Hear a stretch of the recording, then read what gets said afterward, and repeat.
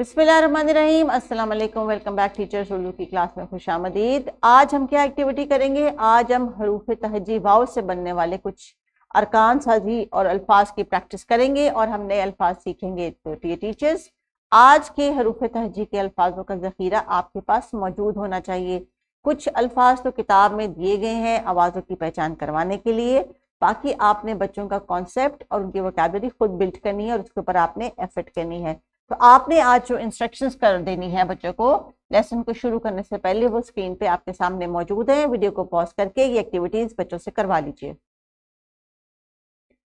चलिए शाबाश बच्चों, आपने अपनी टीचर को रिस्पॉन्ड किया, वेरी गुड। टीचर्स, अगर बच्चे आपको कॉन्फिडेंस के साथ रिस्पॉन्ड कर रहे हैं इसका मतलब है कि उनकी लर्निंग हो रही है। लेकिन अगर कुछ बच्चे हिचकिचा रहे हैं, आपको जवाब नहीं दे पा रहे, घबरा रहे हैं, तो इसका मतलब ये है कि आपने उनकी इस घबराहट को पहले दूर करना है और बाद में उनको मौका देना है कि वो बात करें। जब भी वो घबरा रहे होंगे या खौफजदा होंगे या परेशान होंगे तो उनको सही जवाब भी ऐसा लगेगा कि जैसे वो गलत कहने लगे हैं, और फिर इसी तरह उनकी खुद एतमादी में कमी आएगी और फिर वो अच्छी तरह से लर्निंग नहीं कर सकेंगे। और हम ये नहीं चाहते कि हमारे बच्चों का जो एतमाद है वो ख़राब हो। इंस्ट्रक्शंस के लिए टीचर्स, हर्फ वाव के अल्फाज वो जो आखिर में आते हों, तीन तीन अल्फाज बनाने की बच्चों ने कोशिश करनी है। जैसे कि कुछ स्क्रीन पे आपको अस्वात नजर आ रही हैं, यानी अरकान नजर आ रहे हैं वाव से, जैसे कि ब ओ, बो, जीम की आवाज ज और वाव की आवाज वो, जो। अब आपने सोचना है कि ये किन किन अल्फाज में आते हैं। जैसे कि जो की आवाज आती है जूता में, शाबाश, वेरी गुड। अगली आवाज देखिए, सो, दो, दो, धो, जैसे कि धोबी, शाबाश, वेरी गुड। हो। अब कुछ मजीद अस्वात यानी आवाजें पढ़ेंगे वाव, हरूफ तहजी वाव की।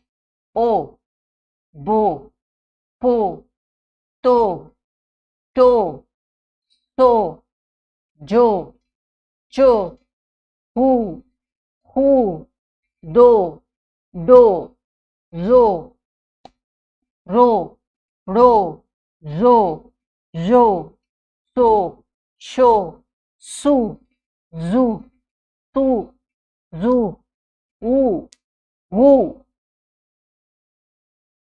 जू, कु, को, कु, लो, मु, नु, हो, वाओ, यो, फू, फू, थू, ठू, झू, छू, धू, ढू, रू, रू, खो, घो, लो, मो, नो।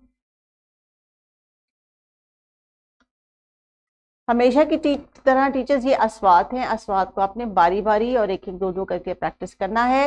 एक्टिविटीज जो आपने करवानी है, चाहे ग्रुप में चाहे इंडिविजुअली, बच्चों को आपने हर साउंड के साथ जो है वो रिलेशनशिप बिल्ड करना है।